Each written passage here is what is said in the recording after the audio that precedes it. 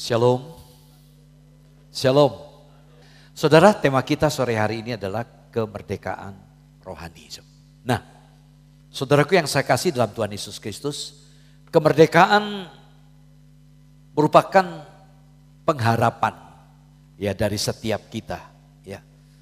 Karena apa? Karena setiap orang tidak ada yang menghendaki hidupnya diperbudak. Kita ingin lepas, kita ingin bebas. Jadi pengharapan kita itu adalah supaya kita tuh merdeka. Nah saudara yang saya kasih, kalau kita melihat perjalanan negeri yang kita cintai Indonesia. Berapa hari yang lalu kita sudah merayakan ulang tahun ke-78. 3,5 abad dijajah oleh POC dan 3,5 tahun dijajah oleh Jepang dengan romusannya yang begitu kejam. Saudaraku yang saya kasih, dan kita bisa pahami bagaimana perjuangan para pejuang-pejuang untuk merdeka. Mereka berkata merdeka atau mati. Karena apa? Karena tidak ada seorang pun yang mau ingin terikat, dikuasai, dikontrol oleh bangsa lain. Demikian hidup kita pun, kita tidak ingin hidup kita terikat oleh karena hal-hal yang tidak kita sukai. Kita ingin jadi orang yang betul-betul merdeka. Sore hari ini kita mungkin merasa saya masih punya ikatan. Sejujurnya tidak ada dari kita yang ingin terikat. Kita ingin merdeka. Mengapa kalau kita katakan kita coba yuk merdeka sampai acungkan tangan. Ini bukan partai ya. Ya katakan merdeka ya. 2, 3 merdeka. Pasti merdekanya pasti semangat kan. Ya saudaraku, kita ingin merdeka.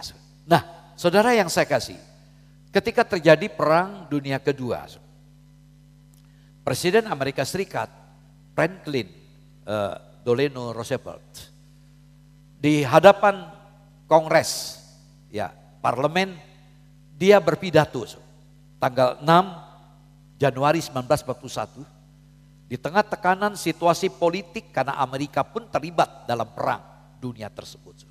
Dalam bayangan Bapak Presiden, ya Franklin ini, dia melihat ada 4 kemerdekaan yang harus dialami oleh manusia. Dalam situasi perang seperti itu, dia membayangkan ke depan.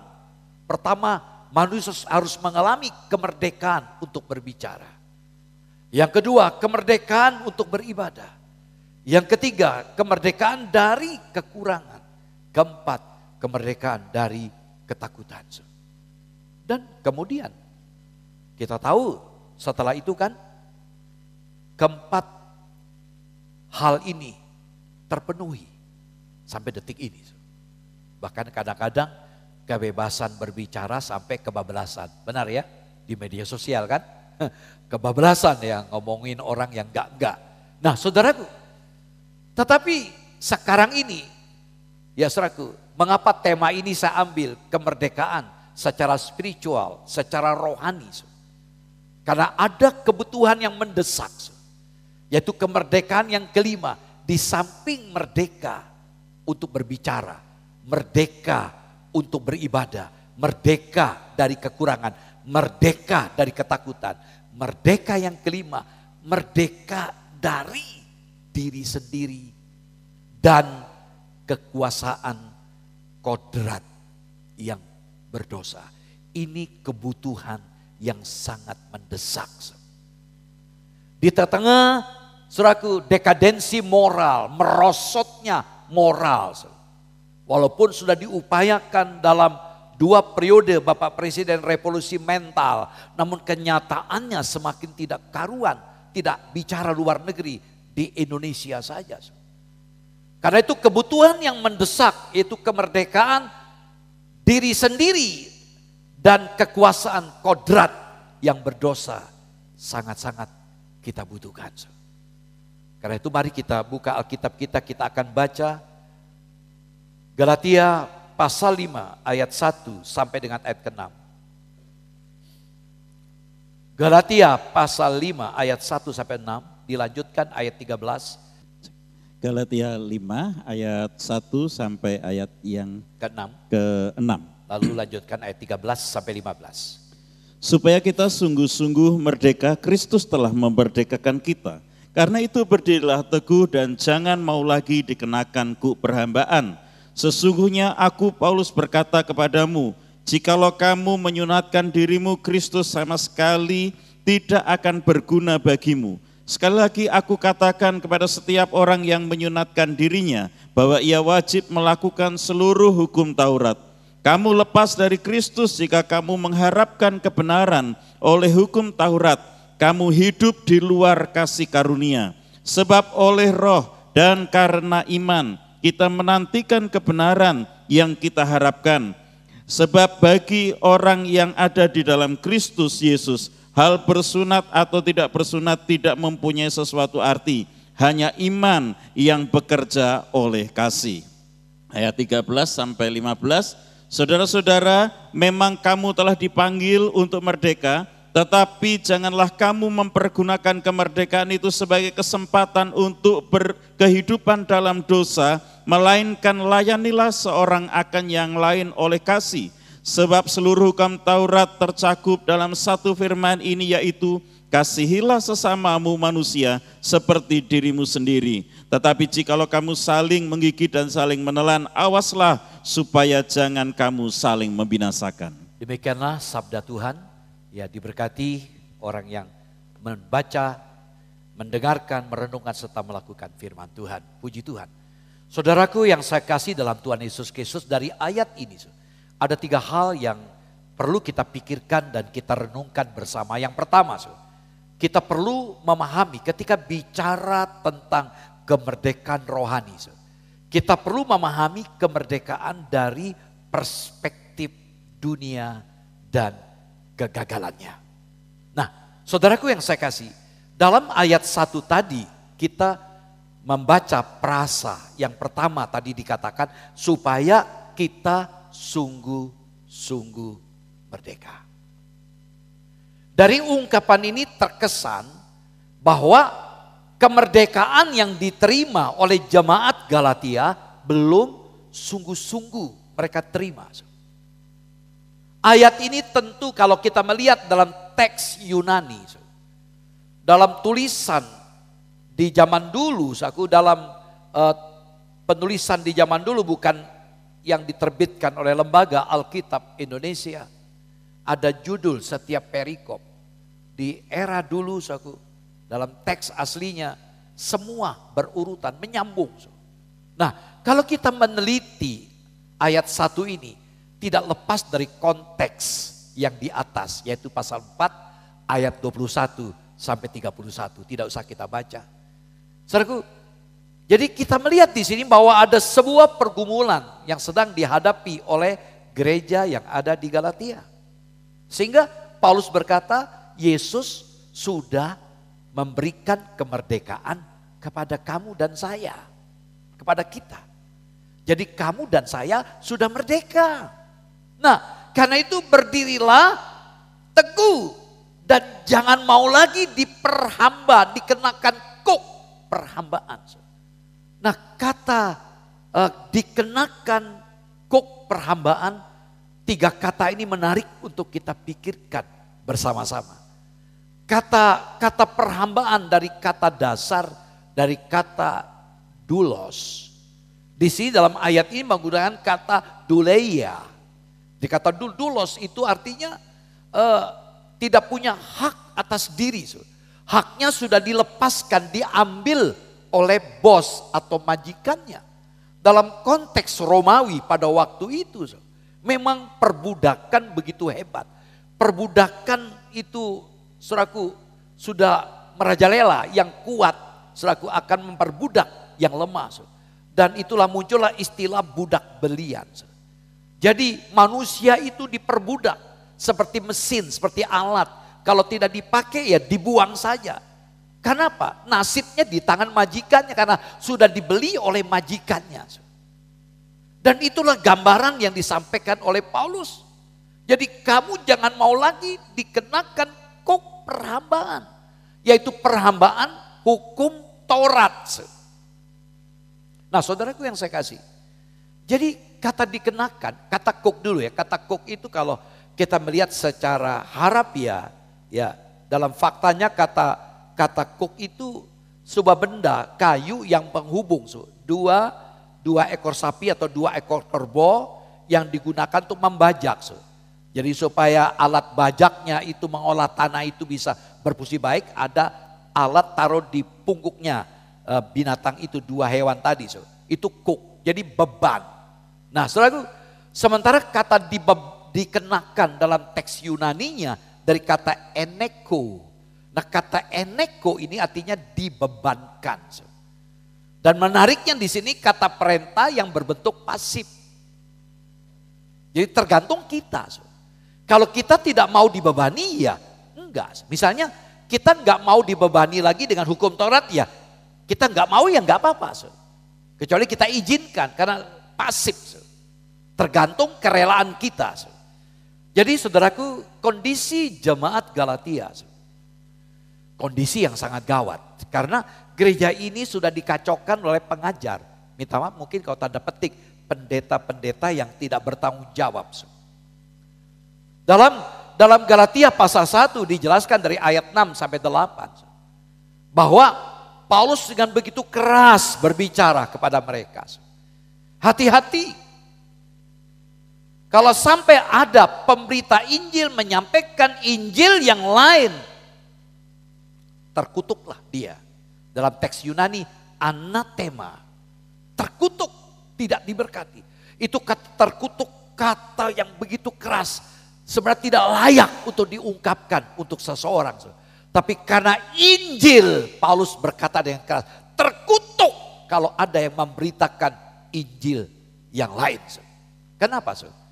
Karena mereka ini membawa jemaat yang ada di gereja Galatia untuk hidup dengan pola pikir perjanjian lama yang harus mengikuti semua hukum, harus mengikuti semua aturan-aturan perjanjian lama, sehingga mereka perlu melakukan sesuatu yaitu hukum Taurat untuk diselamatkan.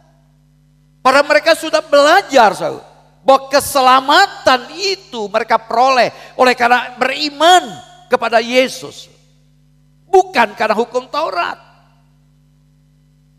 Nah, saudaraku yang saya kasih, jadi kita melihat di sini Paulus berkata, jadi kalau engkau berpaling dari kasih karunia Allah, berpaling dari kasih karunia Allah, diungkapkan ayat 2 bagian pertama. Kita lihat, berarti kalau kamu meninggalkan kasih karunia Allah, kamu lebih menekankan hukum Taurat. Padahal kamu sudah beriman kepada Yesus, tapi kamu masih mau kembali pada hukum Taurat. Maka Paulus berkata dalam ayat 2 tadi kita baca, Yesus sama sekali tidak berguna bagimu. Untuk apa Yesus dalam hidupmu? Untuk apa kau beriman pada Yesus? Kalau kau masih kembali kepada pola pikir perjanjian lama dengan bersunat. Memang dalam konsep perjanjian lama, sunat itu adalah gambaran, bayangan. Di mana digenapi oleh Yesus, yaitu sunat hati. Ya, dalam konsep kekristenan seringkali ada yang bertanya kepada saya, sunat perlu enggak? Saya katakan perlu untuk kesehatan. Tapi kalau untuk tanda keselamatan enggak perlu sunat. Sunat hati yang penting, enggak ada artinya sunat secara lahiriah tapi hatinya enggak disunat. Saudaraku, jadi ini pekerjaan Roh Kudus, harus menghadirkan Yesus. Nah, saudaraku yang saya kasih, yang kedua, kalau engkau berpaling dari kasih karunia berarti kamu wajib melakukan semua hukum Taurat dalam ayat 3. Nah, kalau kita melihat melakukan semua hukum Taurat, sesuatu yang mustahil. Ya 10 hukum Taurat, 9 kita lakukan, 1 tidak, kita tetap dimurkai Allah. Belum ada 613, perhatikan 613 aturan dan peraturan tata cara agama Yudaism yang harus ditaati. Jadi begitu naifnya kehidupan kekristenan di Galatia waktu itu. Mereka ingin kembali kepada pola pikir perjanjian lama. Karena mereka merasa beriman saja tidak cukup. Harus lakukan hukum Taurat supaya selamat. Lalu Paulus dengan tegas, kalau kamu berpaling dari kasih karunia Allah, berarti kamu lepas dari Kristus. Saudaraku yang saya kasih, jadi di sini kita melihat Paulus ingin menekankan sunat dan hukum Taurat itu berarti pembatasan. Pembatasan kebebasan, pembatasan kemerdekaan. Dan peletakan kembali perhambaan yang lama. Jadi dengan melakukan sunat hukum Taurat berarti mereka meletakkan kembali kepada hukum Taurat yang selama ini mereka gumuli. Begitu berat bagi orang Yahudi. Anak laki lahir 8 hari. 8 hari lalu disunat. Melakukan tata cara Yahudi. Makan semua dibatis sampai hari ini. Ya, saya sering kali ngerjain tour leader saya yang di Israel, asli Israel. Kalau yang dari Arab, no problem, mereka makan. Saya kasih sambal. Lalu ditanya, sambal ini ada campuran udang enggak? Maksudnya terasi. Ada. Dia bilang, Pak, unclean, haram. Terasi aja haram. Betul-betul mereka makan dengan begitu teliti. Kalau kasih terasi aksa, pasti aksa makan lahap. Bisa 3 piring. Mereka enggak mau, haram. Nah, saudaraku yang saya kasih. Jadi terhadap bahaya ini setiap jemaat seharusnya menolak dengan tegas. Karena itu Paulus katakan dalam ayat 1 tadi, berdirilah dengan teguh dan jangan mau lagi dibebankan kok perhambaan. Saudara, legalisme bukan saja merampas kebebasan, kemerdekaan orang percaya, tapi merampas kekayaan rohani di dalam Kristus. Segala kekayaan rohani dirampas oleh karena tuntutan-tuntutan Taurat. Itu sebabnya Paulus menegur mereka. Kenapa? Bagi mereka menerima anugerah Allah tanpa upaya itu gengsi. Aneh ya? Gengsi, mereka begitu bangga dengan melakukan hukum Taurat. Artinya menerima kasih karunia Allah, menerima anugerah Allah itu berarti mengaku dirinya tidak berdaya. Tapi melakukan hukum Taurat berarti bisa membanggakan diri mereka. Karena mereka sudah mengerjakan keselamatan lewat hukum Taurat untuk diri mereka sendiri. Sehingga mereka katakan enggak cukup iman plus hukum Taurat. Saudara, Galatia 3 ayat 13, sama-sama kita baca yuk. 2, 3. Kristus telah menebus kita dari kutuk hukum Taurat. Dengan jalan menjadi kutuk karena kita, sebab ada tertulis, terkutuklah orang yang digantung pada kayu salib. Jadi dari ayat ini kita bisa melihat bahwa Yesus sudah memerdekakan saudara dan saya dari perhambaan kutuk hukum Taurat. Kemerdekaan rohani itu datang dari karya Kristus, bukan dari upaya ketaatan manusia yang ternoda dari dosa. Apapun upaya manusia untuk menyelesaikan dosanya di hadapan Allah, itu adalah perbuatan yang sia-sia. Jadi kita melihat di sini bahwa sunat lahiriah dalam perjanjian lama hanya gambaran apa yang akan Tuhan Yesus lakukan di perjanjian baru, yaitu sunat hati. Karena sunat lahiriah tidak menyelamatkan. Yang membuat kita diterima, diselamatkan, diterima oleh Allah oleh karena sunat hati melalui pekerjaan Roh Kudus. Ya, saudaraku. Jadi kita belajar di sini. Jadi Injil sejati itu bicara tentang transformasi hati. Jadi bukan tata cara hidup agama. Mengapa saya katakan kekristenan bukan sekedar bicara tentang agama. Itu hanya untuk membedakan, oh ini pengikut Yesus agama Kristen. Sesungguhnya kekristenan itu bukan bicara tentang tata cara agamanya, tapi transformasi hati. Artinya bukan sekadar modifikasi perilaku. Ketemu orang, haleluya 12 kali. Datang ke gereja, kelihatan betul-betul bertobat. Pulang dari gereja, kumat lagi. Itulah Kristen tomat, berangkat tobat, pulangnya kumat. Itu namanya tidak terjadi transformasi hati. Hati di sini adalah pusat kehidupan, bukan hati liver. Dalam Roma 12 ayat yang kedua, Paulus berkata apa? Jangan kamu menjadi serupa dengan dunia ini, tapi berubahlah kamu melalui pembaruan, dalam terjemahan saudara budimu, tapi terjemahan lebih tepat akal budi atau pikiranmu, your mind. Dalam teks Yunani metanoia, change of your mind. Jadi berubah dalam berpikirmu. Itulah transformasi. Jadi kalau kita hanya berkanjang, berpatok dengan tata cara agama, tanpa pertobatan hati, sunat hati, percuma. Nah saudaraku yang saya kasih dalam Tuhan Yesus Kristus, jadi kita melihat di sini, Paulus menghubungkan sebuah indikatif dan diikuti sebuah imperatif. Indikatifnya apa? Indikatifnya status Anda dan saya sebagai anak Allah. Anda dan saya adalah orang-orang percaya. Karena apa menjadi orang percaya? Kenapa status Anda sebagai anak Allah? Karena Anda dan saya sudah dimerdekakan melalui pengorbanan Yesus di atas kayu salib. Jadi pengorbanan Yesus di atas kayu salib memungkinkan saudara menjadi anak Allah. Apapun latar belakang saudara. Ketika kita menyanyikan lagu Amazing Grace, sang penggubah nyanyian itu, dia punya pengalaman hidup yang tidak beres. Ya, hidup yang rusak di atas kapal. Jadi ketika mengalami badai, dia disadarkan ada kuasa Tuhan yang luar biasa sehingga dia bertobat. Contoh yang kedua, Santo Agustinus.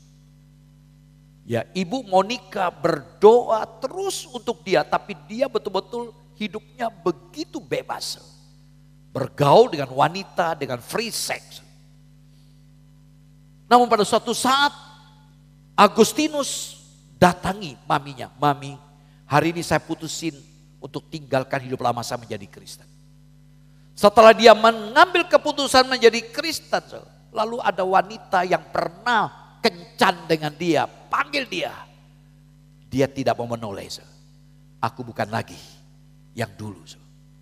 Jadi ada sebuah komitmen yang luar biasa karena dia sadar statusnya dia adalah anak Allah. Namun kita melihat di sini ada sebuah imperatif. Ketika kita sadar status kita adalah anak Allah, berarti ada yang harus kita lakukan sebagai anak Allah. Ada yang harus kita responi karena status kita sebagai anak Allah, yaitu berdiri teguh dalam Injil kasih karunia, bukan yang lain. Belenggu legalistik aturan agamawi membebani, membuat kita terikat, tidak bebas. Hanya anugerah yang diberikan oleh Yesus yang memberikan kelegaan. Amin. Merdeka. Kenapa merdeka? Karena Yesus. Amin saudara. Saudaraku, ada kelegaan. Jadi intinya apa dari gambar ini? Jadi kalau kita sadar status kita anak Allah, marilah kita berdiri teguh di dalam Injil kasih karunia. Amin. Amin. Karena itu saya jadi Kristen, jangan suka yang aneh-aneh. Ya.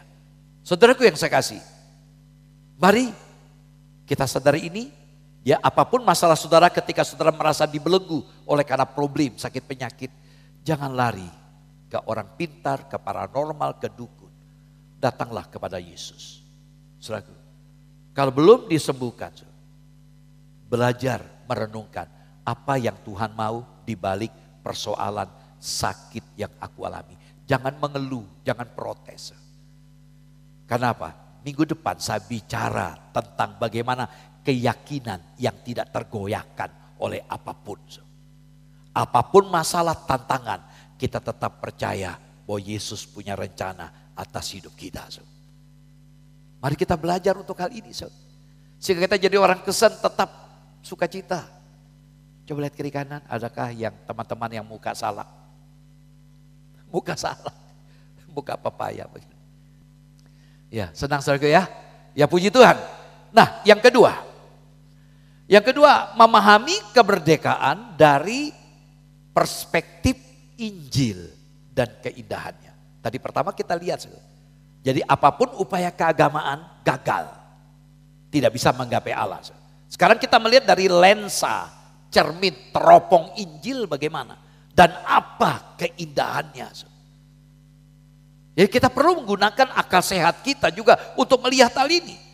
Galatia 3 ayat 13 dikatakan, saudara, memang kamu telah dipanggil untuk merdeka.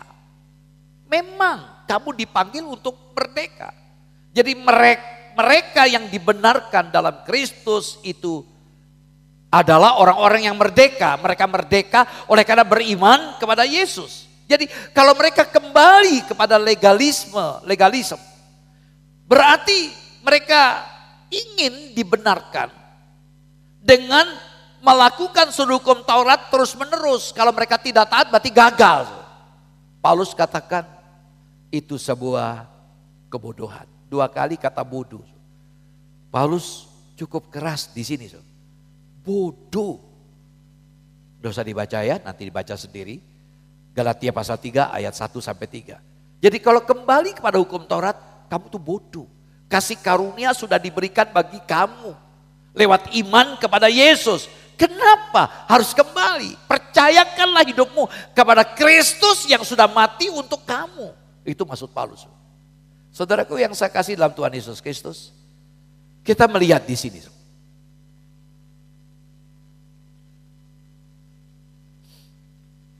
Nah, kita melihat di sini bahwa dosa yang memisahkan kita dengan Allah. Dosa. Jadi apapun, siapapun, saudara. Kita semua berdosa. Alkitab kata, Roma pasal 3 ayat 23. Ada banyak ayat lain. Jadi dosa yang memisahkan. Yesaya 59 ayat kedua menjelaskan juga. Bahwa dosa yang memisahkan antara kita dengan Allah. Lalu kita melihat gambar yang kedua. Bahwa segala pekerjaan baik atau perbuatan baik, kehidupan agama kita pun tidak mampu menghubungkan kita dengan Allah. Karena kita berdosa. Yesaya 64 ayat yang ke-6. Jadi bagaimanapun upaya keagamaan kita dikatakan seperti kain kotor di hadapan Allah.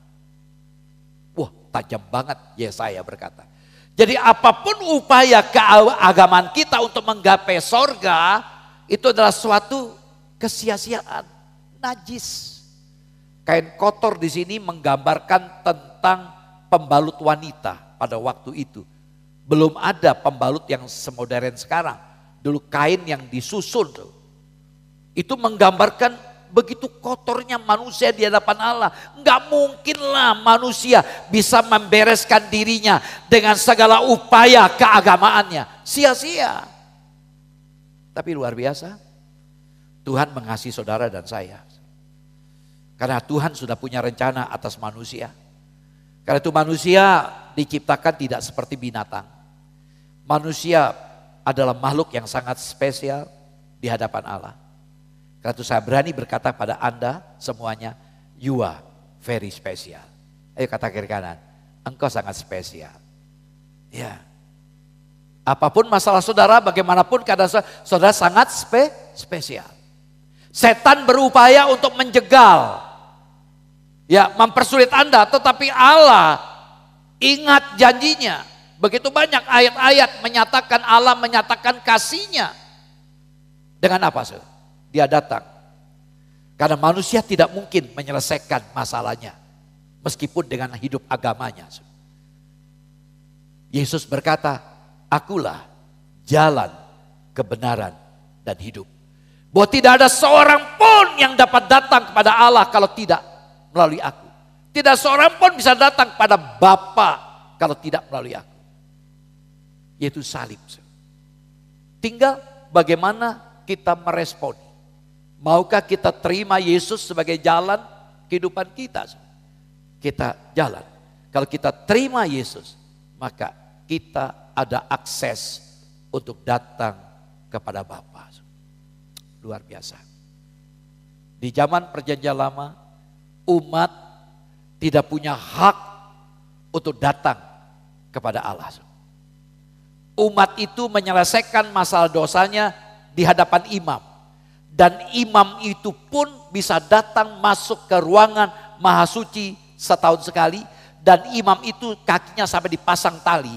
Kalau sampai dia bermasalah, dia mati di ruangan Maha Kudus, maka umat tidak boleh masuk mengambil jasadnya.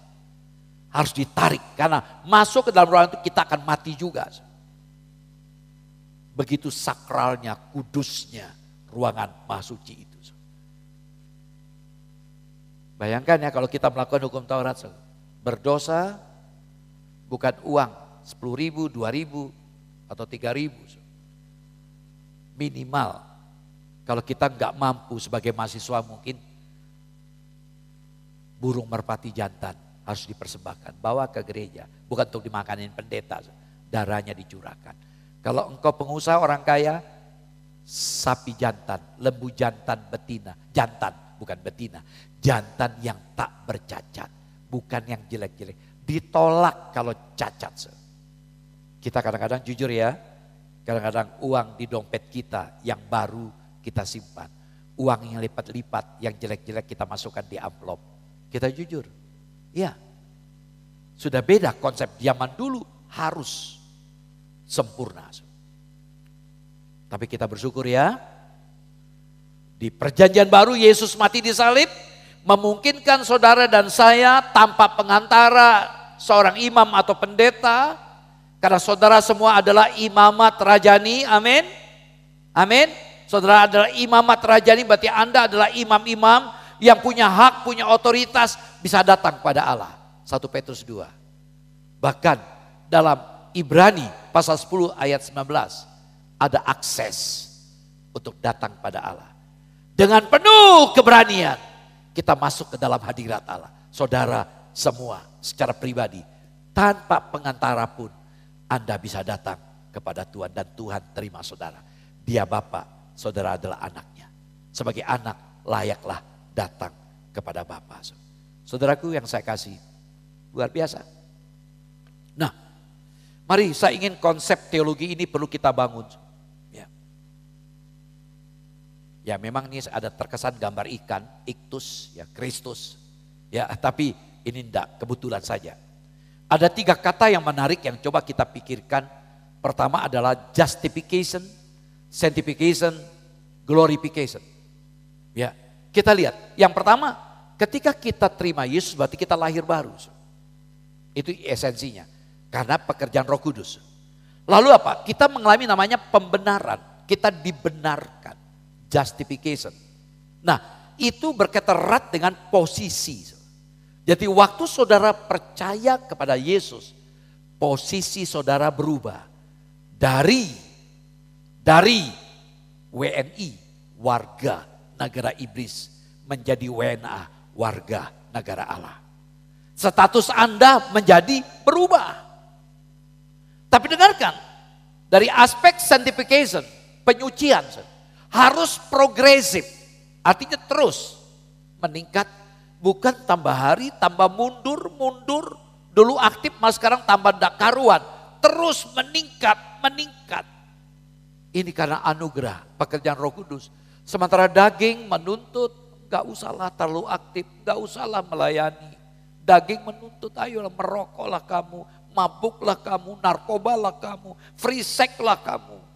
Daging menuntut. Tapi kita tahu kita sudah lahir baru. Roh Kudus tolong aku. Aku gak mau jatuh. Ya terus terang. Yesus katakan ketika bicara tentang doa di Getsemani. Roh itu nurut. Daging itu lemah. Selalu dalam konseling saya amati.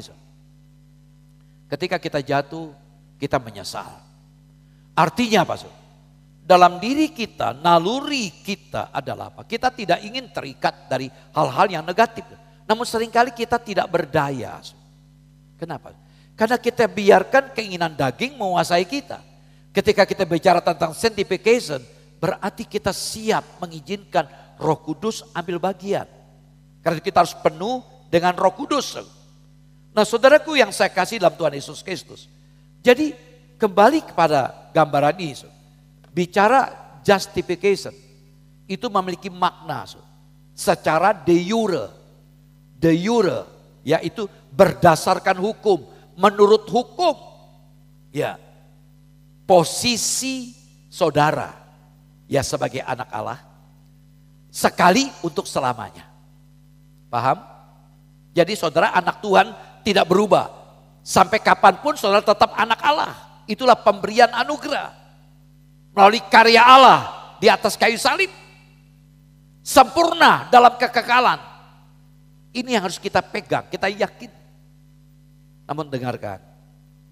Jangan kita merasa, oh enak ya jadi Kristen ya. Anugerah. Sola gratia, gratis. Namun kita perlu pahami. Ketika bicara tentang sanctification. Itu bicara penyucian. Itu progresif. Itu bicara tentang de facto. De jure, secara de jure bahwa memang secara hukum status Anda adalah anak Allah. Namun secara de facto, betulkah saudara anak Allah? Ya, katanya anak Allah ke ujian nyontek. Kalau diprotes, kamu kenapa nyontek? Enggak nyontek Pak, cuma nyocokkan aja. De facto, faktanya bagaimana? Mengapa Paulus berkata dalam Efesus pasal 4 ayat 1, hendaklah hidupmu itu berpadanan dengan panggilanmu. Dari kata Yunani berpadanan akios, memiliki bobot yang sama. Kalau memang kamu dipanggil sebagai orang Kristen, bobot yang sama sebagai orang Kristen harus kamu tunjukkan. Itulah de facto proses seumur hidup. Kadang-kadang kita jatuh, melorot, kita bangkit. Tergantung mau mengizinkan Roh Kudus enggak yang menopang kita. Itulah anugerah. Karya Roh Kudus sehingga kita disempurnakan. Lalu pada akhirnya kita mengalami namanya pemuliaan. Dimuliakan. Glorification bersama Yesus. Perfected. Sempurna. Secara totality sempurna di hadapan Tuhan. Kelak. Saudaraku. Jadi saya ingin simpulkan apa yang saya sampaikan. Jadi secara de jure status Anda adalah anak Allah. Berarti status saudara tidak pernah berubah sebagai anak Allah. Walaupun saudara dosa. Ini ekstrim ya. Saya pakai bahasa ekstrim.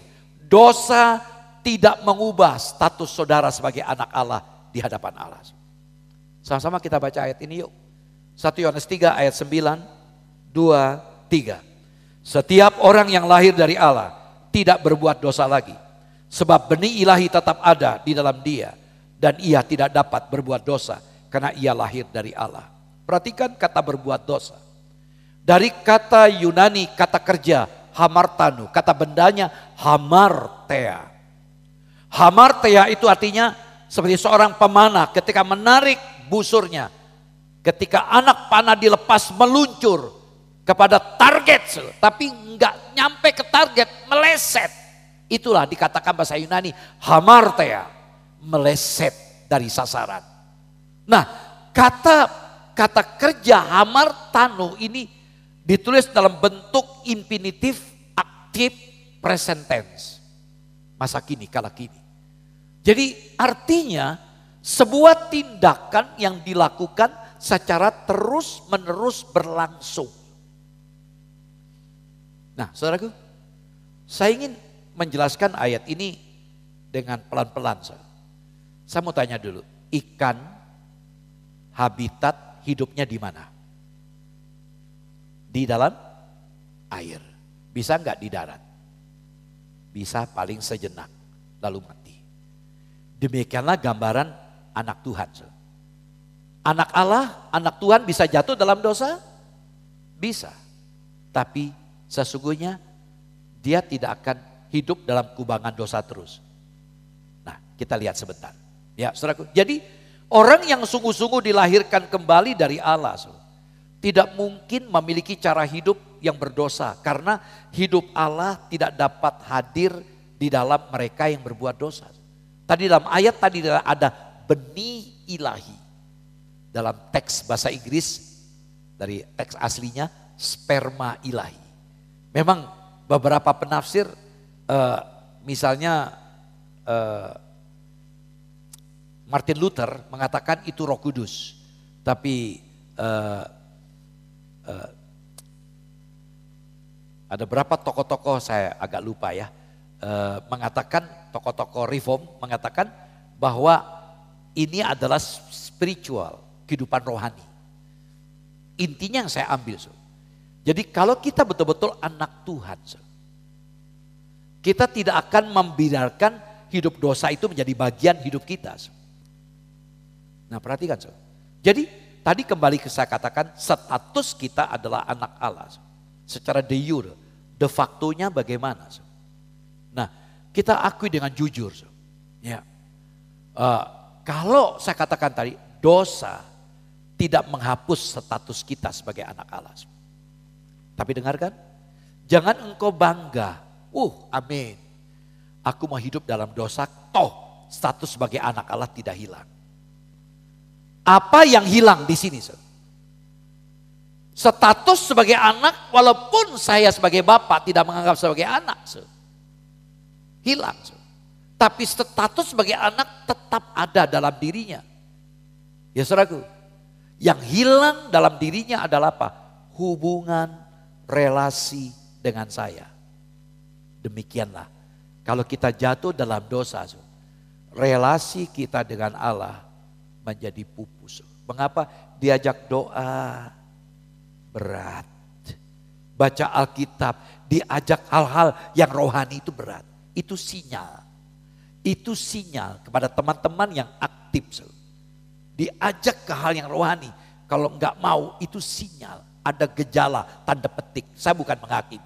Itu sinyal. Kalau betul-betul dia sadar status sebagai anak Allah. Dia membutuhkan sebuah fakta, de facto. Sehingga mengalami tingkatan rohani secara progresif. Meningkat, bertahap, naik. Dia ada kerinduan dalam dirinya untuk upgrade. Dia rindu ingin bersekutu dengan Bapa. Karena dia sadar dia adalah anak. Bagi anak-anak Tuhan kemungkinan untuk berbuat dosa. Yang kedua, atau tidak berbuat dosa sangat terbuka. Jadi bagi kita sebagai anak Allah, kemungkinan untuk berbuat dosa selalu ada. Dan kemungkinan untuk tidak berbuat dosa selalu terbuka. Sampai Tuhan Yesus datang kembali. Maka saudara dan saya dalam hidup ini diperhadapkan dengan ketegangan di antara dua kemungkinan tersebut. Berbuat dosa atau tidak.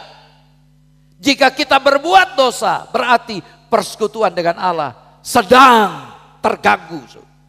Segeralah kita bertobat. Pikirkan ini. Saudaraku yang saya kasih dalam Tuhan Yesus Kristus. Yang ketiga, yang terakhir. Ya, setelah kita pahami dari lensa Injil dan keindahannya, kasih karunia memungkinkan kita memiliki persekutuan kita dengan Allah. Namun ada tanggung jawab. Poin ketiga ini. Bagaimana kita menghidupi kemerdekaan itu dalam Injil. Ini poin yang penting di saat kita bicara tentang kemerdekaan rohani. Bagaimana kita menghidupi kemerdekaan kebebasan itu. Sehingga kebebasan yang diberikan itu tidak disalahgunakan. Mari baca sama-sama ayat 13. Galatia 5 ayat 13, 2, 3. Saudara-saudara, memang kamu telah dipanggil untuk merdeka. Tapi janganlah kamu mempergunakan kemerdekaan itu sebagai kesempatan untuk kehidupan dalam dosa. Melainkan layani seorang akan yang lain oleh kasih. Kamu memang sudah merdeka. Ada kata tetapi, kontras. Kalau sudah merdeka, jangan gunakan kebebasan itu untuk melakukan kehidupan yang salah. Justru kamu harus melayani orang lain dengan kasih. Ayat 14 dipertajam. Dengan melakukan kasih itu kita memenuhi hukum Taurat, hukum Kristus. Dan jangan saling menggigit, membinasakan. Nyatakanlah kasih, itulah menghidupi kemerdekaan dalam Injil. Saudaraku yang saya kasih, ya satu gambar ini menjadi perenungan kita dari ayat ini. Jadi kemerdekaan Injil adalah kebebasan oleh karena kasih karunia-Nya. Kebebasan tanpa kasih akan menimbulkan kekacauan. Kasih tanpa kebebasan hanyalah sebuah keterpaksaan. Ya, tolong dipahami ini. Jadi kebebasan tanpa kasih pasti menghasilkan kekacauan. Tapi perhatikan, kasih tanpa kebebasan maka penuh dengan kepura-puraan, keterpaksaan. Saudaraku, jadi kita pahami di sini bagaimana kita menghidupi kemerdekaan itu dalam Injil. Dikatakan ayat 13 tadi, kamu dipanggil. Memang kamu dipanggil untuk merdeka. Nah, kata dipanggil dari kata Yunani ekletete, itu menyiratkan bahwa yang memanggil Anda dan saya itu adalah Allah itu sendiri. Bukan pendeta, bukan imam. Allah yang memanggil saudara untuk merdeka. Jadi panggilan ini menyiratkan bagaimana kasih karunia dari Tuhan Allah bagi Anda dan saya. Dan panggilan ini bukan sekadar tawaran. Ini sebuah perintah. Harus kita responi. Saudara, Tuhan memanggil kita adalah Tuhan yang memampukan kita untuk mendengar dan menanggapi panggilannya. Biarlah hari ini kita belajar. Mungkin saudara berkata, saya sudah bebas Pak. Saya merdeka Pak. Dari hambatan apapun, saya sudah bebas dari hambatan apapun. Maka saya bebas merdeka untuk melakukan apapun yang saya suka, yang saya ingini, untuk membuat saya bahagia. Apapun saya lakukan, yang penting saya tidak merugikan orang lain. Yang penting saya tidak mengusik orang lain.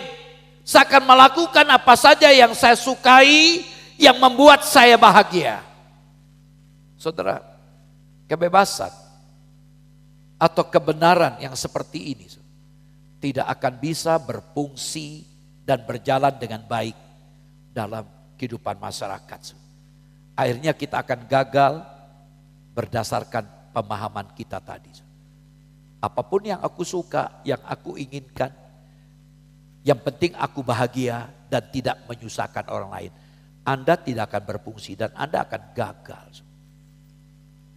Tanpa standar absolut, yaitu Tuhan, implikasi kebebasan seperti ini akhirnya berkontradiksi dengan diri kita sendiri dan akan merugikan diri kita. Marilah kita hidupi kebebasan itu dalam Injil.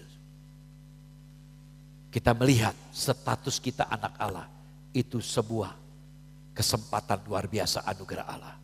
Namun sebagai anak Allah, saya punya tanggung jawab untuk meresponi anugerah Allah itu. Sehingga saya berkata tidak kepada dosa.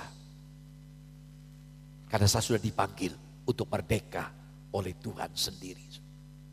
Saudaraku yang saya kasih. Kemerdekaan yang Tuhan Yesus berikan bukanlah kesempatan untuk hidup bagi diri sendiri. Kesempatan hidup untuk berbuat dosa seenak. Tidak. Melainkan adalah apa? Kesempatan untuk mengasihi Allah. Itulah menghidupi kebebasan dalam Injil. Kesempatan untuk mengasihi Allah dan sesama. Dan hidup bagi kemuliaannya. Sehingga kita berkata, Soli Deo Gloria. Saudaraku, jadi kebebasan sejati itu bukanlah tentang melakukan apa saja yang saya inginkan.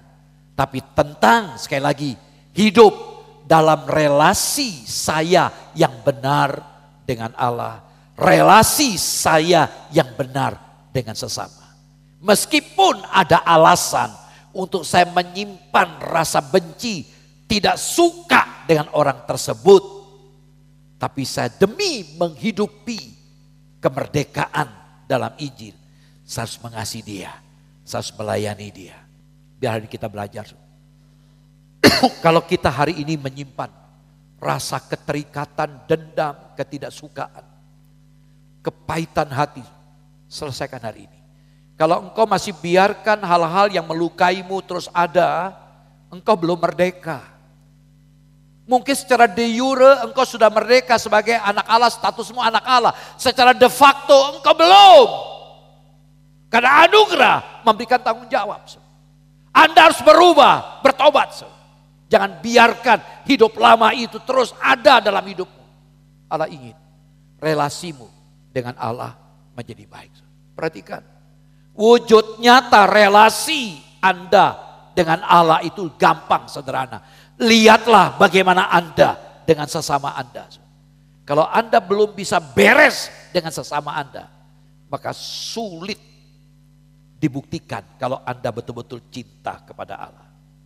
Maka saya berani berkata, kecintaan Anda kepada Allah dapat dilihat dari bukti yang nampak. 1 Yohanes pasal 4 ayat 20. Ya, dikatakan, engkau berkata aku mengasihi engkau ya Allah, namun dalam hatimu masih menyimpan kebencian terhadap saudaramu. Kamu adalah pendusta. Yang kelihatan saja tidak dapat kamu cintai, apalagi yang tidak kelihatan. Artinya, wujud cinta kita kepada Allah simple. Bagaimana Anda memperlakukan orang lain.